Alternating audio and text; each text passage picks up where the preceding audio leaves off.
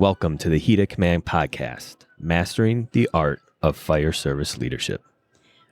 Where we, your hosts, aim to teach you how to use introspection and self-reflection to be your most authentic, genuine self, leader, and human being. And now, here are your hosts. This is Kyle Matusik. And Carrie Henderson. Thanks for joining. Welcome back to our final Generation Alpha, our kiddos today.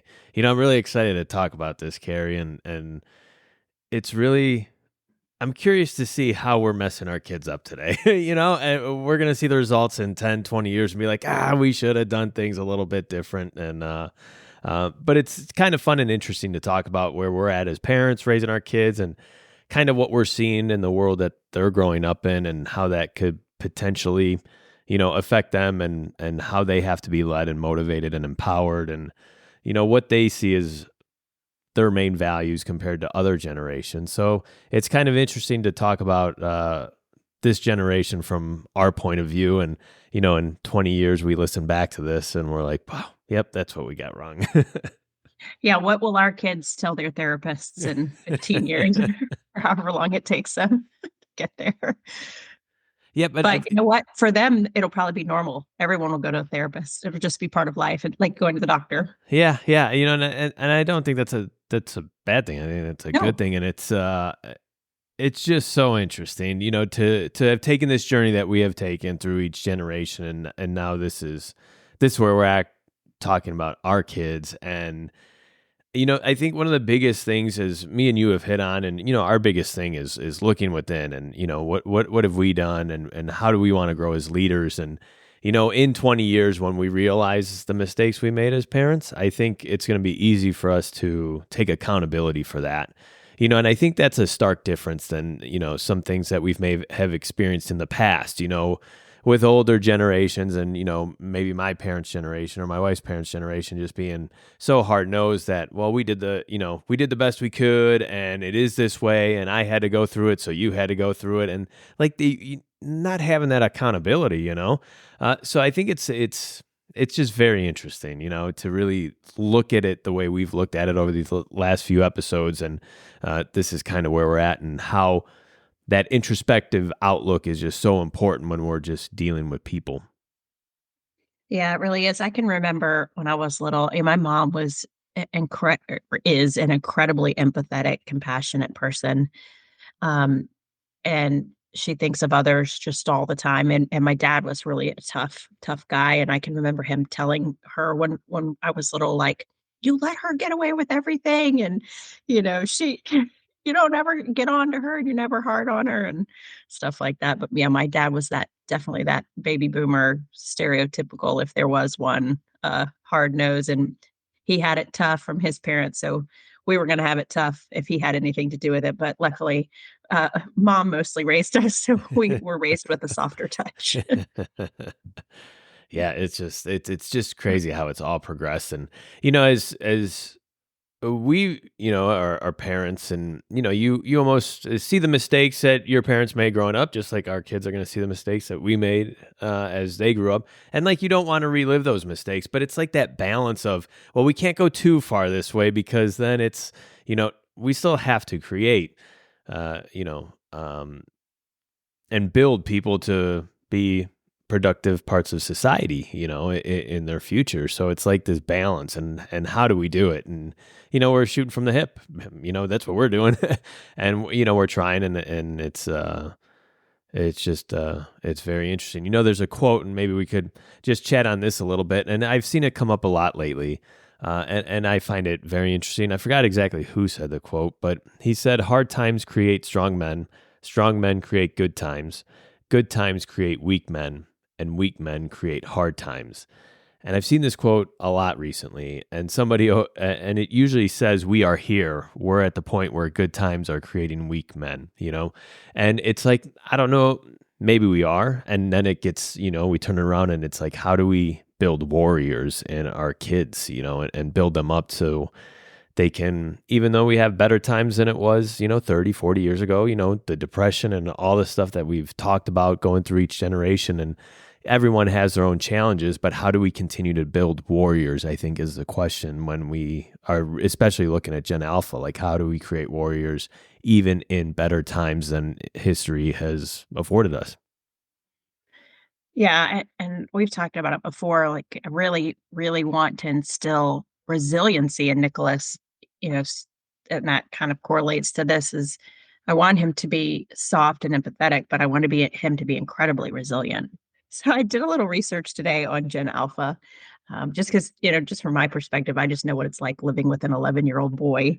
And this generation, is not in the workplace yet, but the older you know, kids in this generation will be entering their first part-time jobs here in the next 2, 3, 4 years. This generation, it depends on where you look, but anywhere from being born the year 2010, some say 2012, and still being born.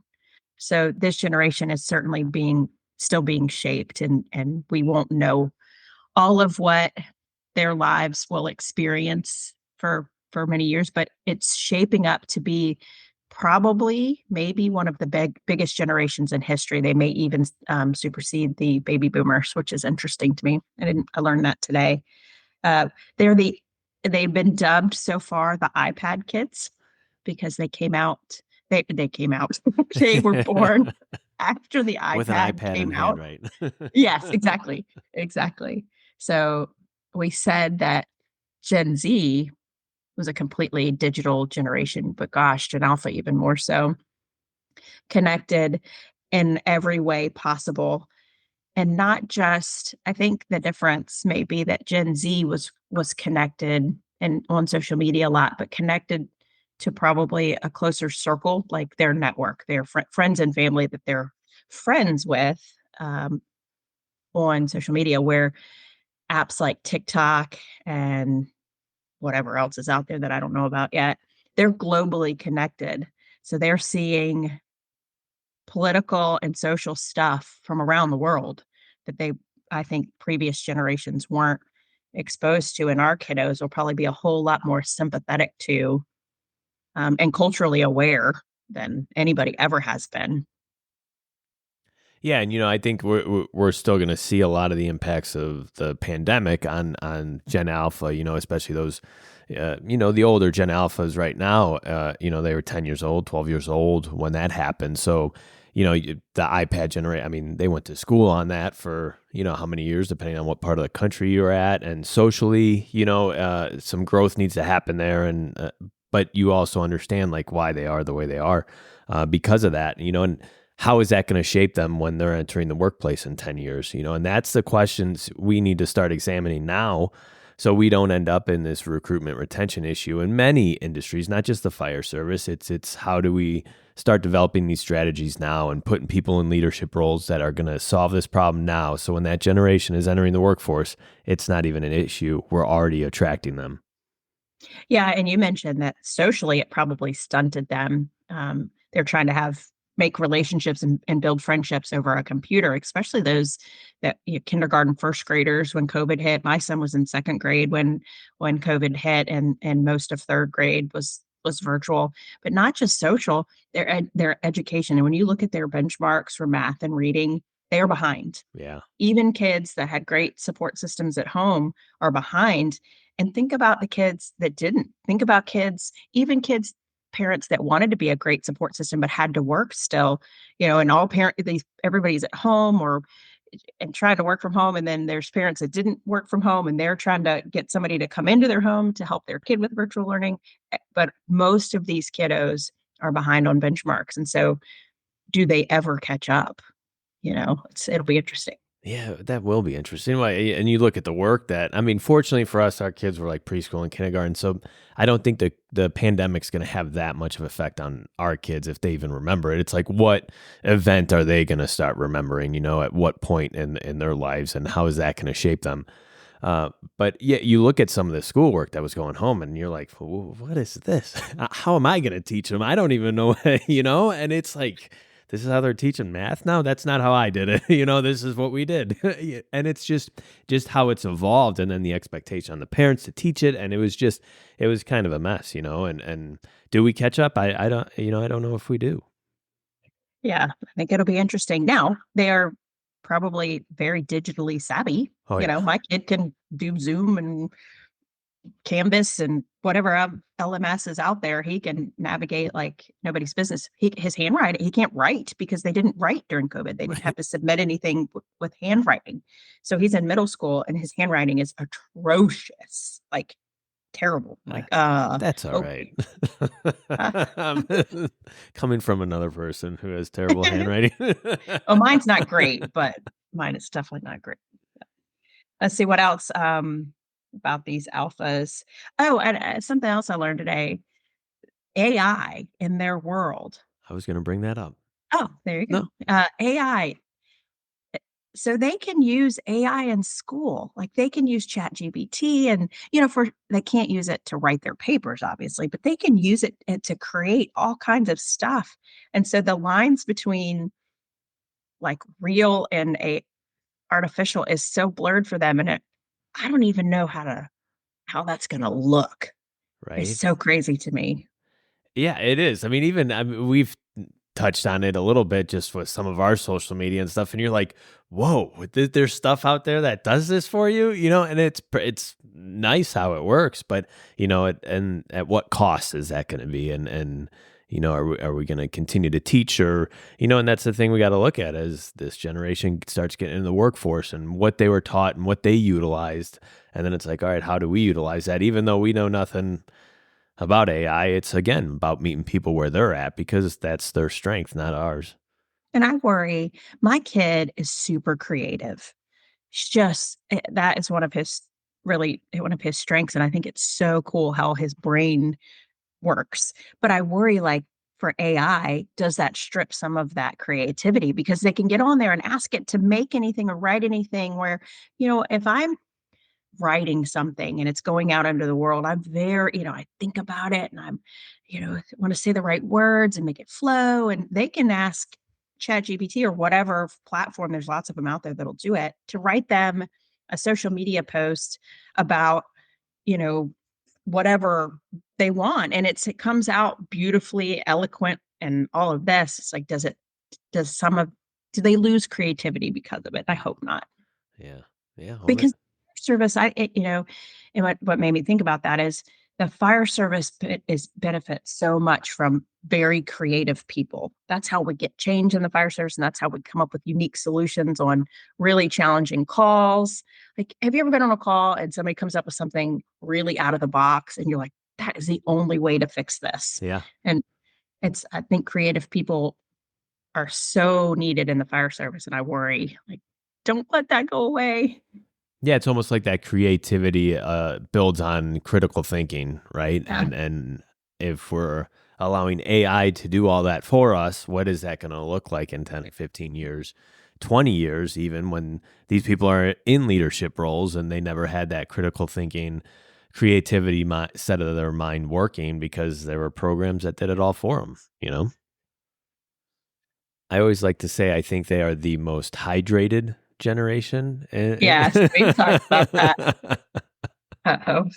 My kids can't go anywhere without their water bottles. I was like, Yes, I think we I don't remember, I was talking about it with you on here about, I didn't drink water till I was, like, 30, and any water I drank before that came out of the garden hose. right?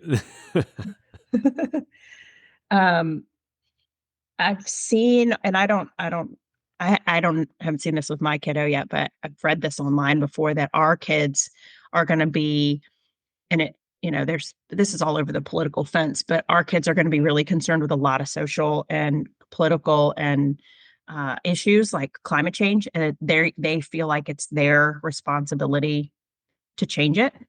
And I think that's going to be interesting to see. Do the generations clash as some of that starts to come out? So, another thing I was thinking about was when my kiddo was in elementary school, I was in the PTA, and so I was in the school a lot. And there was a lot of uproar in our community about social emotional learning at school, and that some parents don't want that to be introduced during school, that it's not the place. And, there's various ends of the spectrum of what social emotional learning looks like, and I am by no means an expert or an educator, but I think some of it, our kids are gonna come out of school, I think, really emotionally aware. I think they're gonna come out with a lot of emotional intelligence if it's done right, which sets them up really well for the workplace. Yeah, I would agree with that, and we're seeing that in our school system, and it is one of those things that you're like, well, whose responsibility is that? It's a public school system, and I understand it, and it's like at what level, but right now it's almost just awareness, like how are you feeling? And what is that?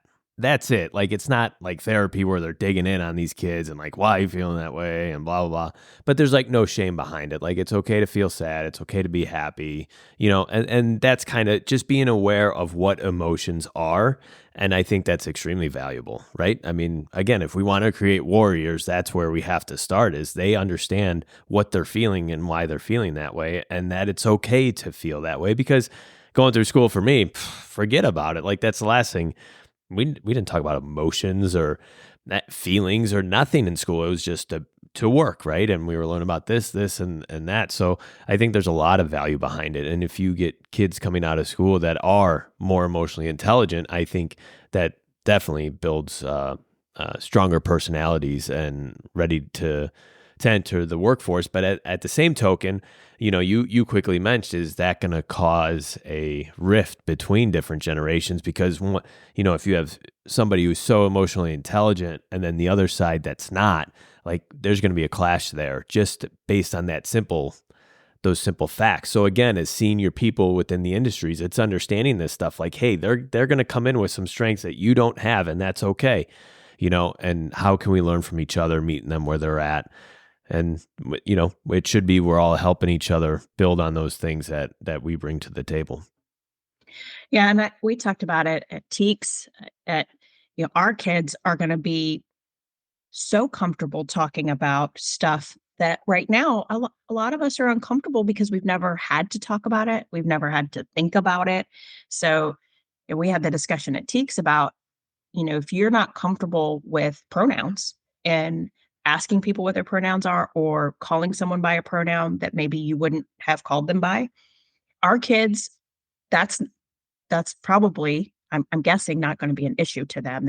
That's so they're going to come in expecting different things, and I think it'll be interesting in the workplace.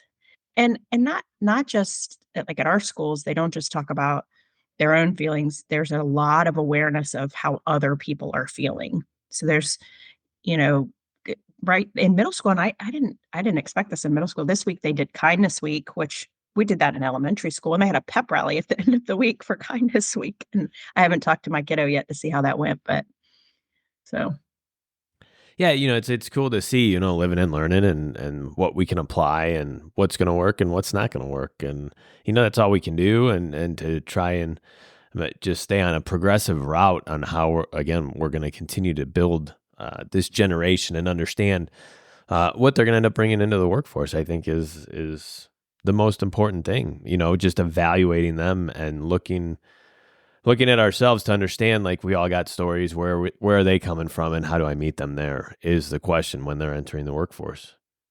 and I had a conversation with someone earlier this week, and we I've said this before, and I think it's important to say it almost every time we talk about stuff like this, because it does really come across, and if you use it in the wrong way, it can be too soft. You can swing this the other direction where it's all about, feelings, which that is a big component of it. But once you've addressed the feelings and the emotions behind decisions and gotten all of that out of the way, you can still be tough on people. You Yes. can still have very high expectations, really hard conversations with people. You can still terminate people. You can still discipline people, and you can still hold them to a level of expectation that is very, very high. And I think learning all of this stuff and taking the time to take all this stuff into consideration allows you to do that in a way that's doable, that you could actually make that happen. But I had a really good conversation with someone the other day about, they're somebody's having a hard time getting someone to do something they want them to do. And it's like, well, have you done all the things? Have you, why are they making that decision? Why is that behavior? Have you set your expectation? Have you, gone over it? Okay, well, now it's time to move on to the next part of this process, which, it may be progressive discipline and that's okay. But, you know, it's some people forget that this isn't all of it. Right. Yeah. It's just part of it. Absolutely. And yeah, I don't think I couldn't have said it any better than you did. I think you hit it right on the head. And it's looking at our kids and, for my wife and I, it's like, okay, how do we set this up? And, there've been times where, recently I was looking at, other jobs and moving places and leaving Illinois and stuff. But like my wife and I sat down and talked, and we have our kids, one rides horses, the other's in dance, but they're coaches are people that they have that strictness about them. And it's like, we can't, like, that's hard to find. Like, they do it so well. And they're tough on them. And they're 7 and 8 years old, but they have tough, positive influences in their life besides mom and dad. And it's like, how do you leave that, because that's exactly what you want. You need that toughness in there, not just for mom and dad, because, a lot of times that comes off as us just being mean. But, when they respect an outsider and they're getting it from them too, it's like, okay, this is good. This is a positive thing. And it's that balance, right? It's that constant balance of not being too soft and not being soft enough, for lack of better words, like what you were saying, because we can go the other way. So it's like, how do we continually balance this, and it's always this constant evaluation of who's coming in our industry, how are we leading them, and what do I need to change? And it's a constant thing, it's I can't get somewhere as, if you're a blue shirt firefighter, a company officer, a chief officer, whatever, you can't just get somewhere. This is how I'm going to do it for everybody from here on out. Like, no, no, you can't do that. And it's just this constant evaluation. I think this season, as we're wrapping it up, like really exemplified that, like how we have to just constantly evaluate our people coming in. And not only that, people change through their careers and through their lives, and I think personal growth is so important. And I think in our industry, we just don't see it a lot. I think people do find this comfort of who they are and they stay there their entire career, their entire lives, and there's like no personal growth. And it's really, how do we harness that personal growth, give people room for that growth and still hold them accountable and held to a standard and et cetera, et cetera. And it's just creating this atmosphere as leaders within an industry and in life. It's just that constant evaluation, which is not easy to do, right? I mean, that is very hard to do because you got to bite your lip sometimes, and you got to meet people where they're at, even if you don't agree. But if your end goal is to get them to a certain point, like, hey, it's us taking the first step. Yeah, I heard this has been a while, but I heard a leader in a department one time say that, well, I treat everyone the same because that's the only fair way to do it. I'm like, well, no, that's not fair. Like, I need Right. you to be somebody. I need you to do some things a little different for me, and I need, same for everyone here. Like, Yeah. And it's just like, if you're on and I think this is where in our industry, it portrays in a lot of different arenas, right? When you're on an emergency scene, right? You are constantly evaluating that scene as an incident commander, as a division chief, as a company officer. You're constantly evaluating, looking for change. And we do it so well on the emergency scene. So well, right? Something changes, we adapt. Something else changes, we adapt. And we're so good at that. But to ask to do that in the firehouse, it's like, hold on, we can't do that. This is who I am. And I have to stay this way. It's like, no, you do it so well out there. Now bring it into the firehouse and do that same exact thing. Constantly evaluate, constantly change, because that's what your young people, they want it. They want and they strive for that. yeah, yeah. Well, this has been a really fun season. I've I had hoped to have, I have a friend that's a school counselor in an elementary school, and I really wanted to pick her brain to see what she's like, "What do you see in the walls of the elementary school, and what do we have hope for, and what is gonna be scary with our kiddos?" But she was going out of town today, so she couldn't join us, but maybe one day we'll scoop her up and bring her on. Yeah, it's yeah, to always get that outside perspective, and it's like, where am I messing up as a parent right now? Could you tell me? I'll take notes, you know, just so we don't. And yeah, I think uh, this season just, I think the biggest takeaway for me as we looked at all these different generations is we need to stop, right? Talking about the generations and the differences and all that. And I think the conversation needs to be more about why people are the way they are. It doesn't matter what generation they're from. But as leaders, it's learning who your people are so you can lead them appropriately and meet them where they're at. Like, I am a big believer that as a person in a leadership role, any industry, any part of life, any social club, whatever, I believe that it's your job to take that first step. Like, you have to meet, especially the younger people and even the older people, you have to meet them where they're at.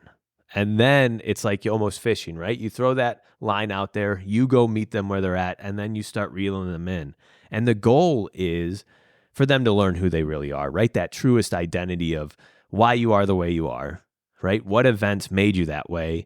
And then understanding, like, hey, it doesn't have to be that way if you don't want it to. And that's, further down the line where, potentially therapy could come in, et cetera, and all that stuff. But I think, like, that's the goal. We have to take that first step and do that constant evaluation of people and understand why they are the way they are. I mean, that is what empathy is, right? So it's no more talking about every generation and why they are the way they are.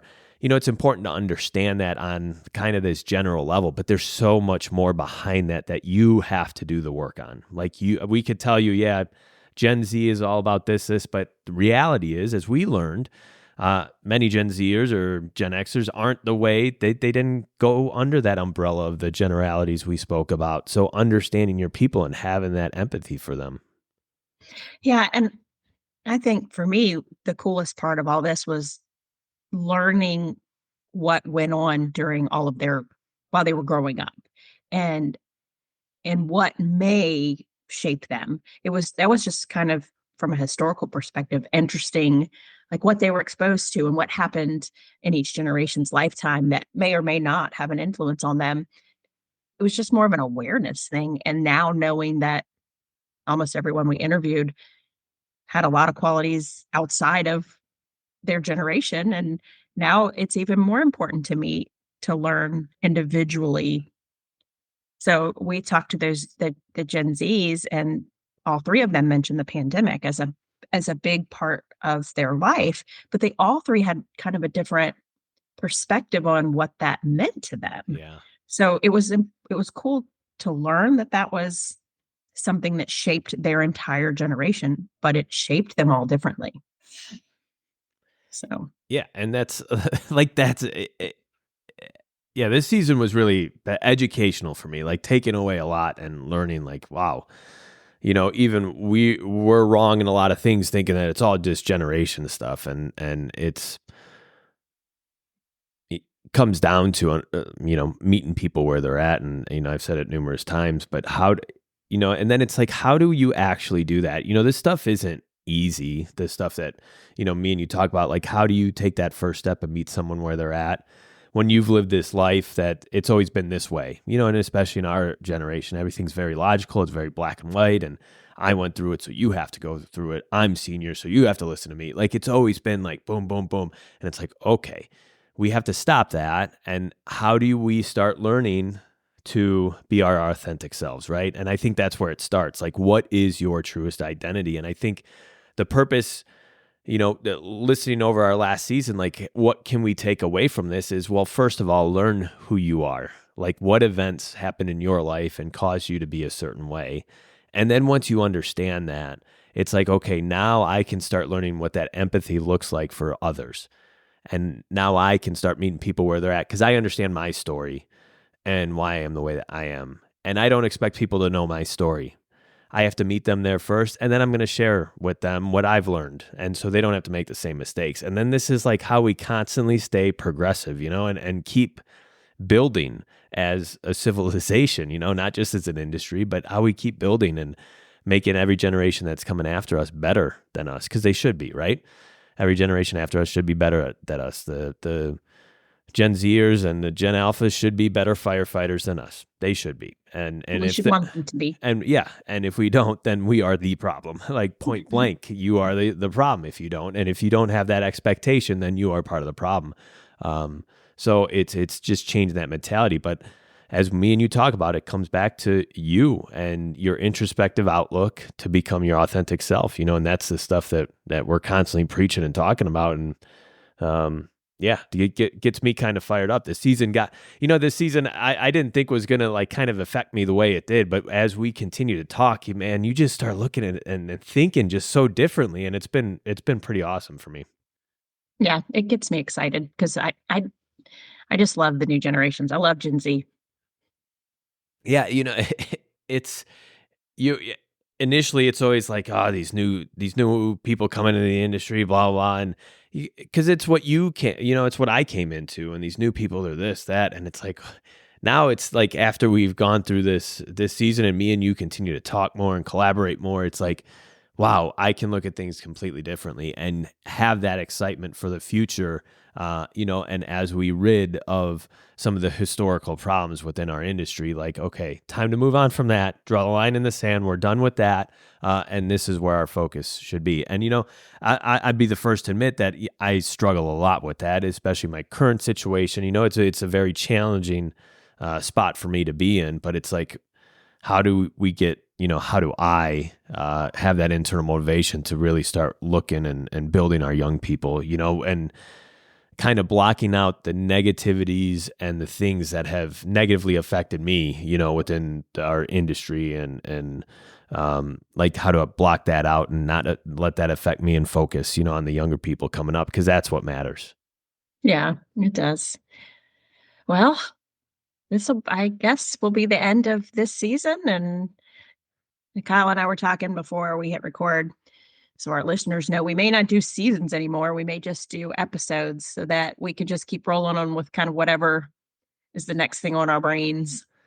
Yeah, sometimes I like that, because sometimes it's like an idea pops and you're like, all right, I'm writing it down and this is when we'll get to it. And now it's like, all right, idea, this is what we're doing, and we could get it out there right away. So, yeah, next week's big week for us. Let's see, this will air Monday. Monday, I land in Virginia, and we speak on Tuesday and Thursday next week, right? Or this week, Tuesday and Thursday this week at the Virginia Fire Rescue Conference. So that's exciting. Yeah, it is. I'm really excited. So Tuesday we'll present for the Women in Fire and EMS day at the Virginia Fire Rescue Conference, which is sponsored by the Virginia Fire Chiefs Association. And Thursday we have back-to-back sessions, 8 a.m. and 11 a.m. And we're going to record an episode either Wednesday or Thursday. So we'll get that out to you guys. Maybe we'll probably go live from Facebook, I'm guessing. Do some Facebook Live, do some Yeah. reels over there too. Yeah, and So, then what's after that? Then you got FDIC. When's that? When are you speaking there? I fly out April 14th, which is my birthday, and I will be there the 14th through the 20th. And I speak twice that week as well. So they have a women's Women in Fire Day as well. So I will speak there Monday the 15th, and then Thursday, the whatever day that is, I'll speak at the regular conference Thursday with a cardboard cutout of Kyle. You stole my Since idea, Yeah, I know. and that's all right. Yeah, because I got that exciting opportunity to do the morning keynote for the Fire Service Women of Illinois Leadership Symposium on April 6th in Peoria, Illinois. So if you're in the area, you should check it out, sign up, get registered. I think it's going to be an awesome conference. I'm really excited to speak to this group. It's always fun for me meeting new people and networking, and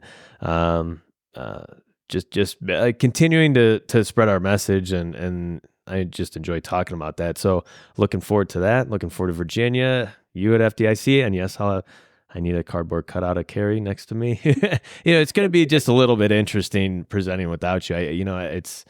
I just really enjoyed having you next to me and taking this journey with me and the things that we've accomplished. And I'm really excited and just grateful for you.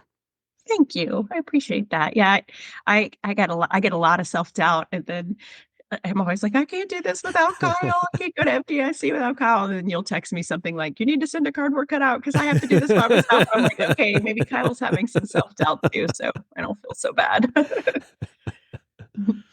So, alrighty, well, let's wrap this one up and until Wednesday or Thursday, we'll see you guys live and talk to you guys maybe next week if you're around. Sounds good. We'll see you then. We'll see you in Virginia. Bye-bye. As we wrap up another episode, this has been Kyle And Carrie. from the Heat of Command podcast. Thank you, as always, for listening. Please make sure to follow and subscribe on Apple, Spotify, and YouTube. And as always, we love the feedback. Keep it coming. See you next time.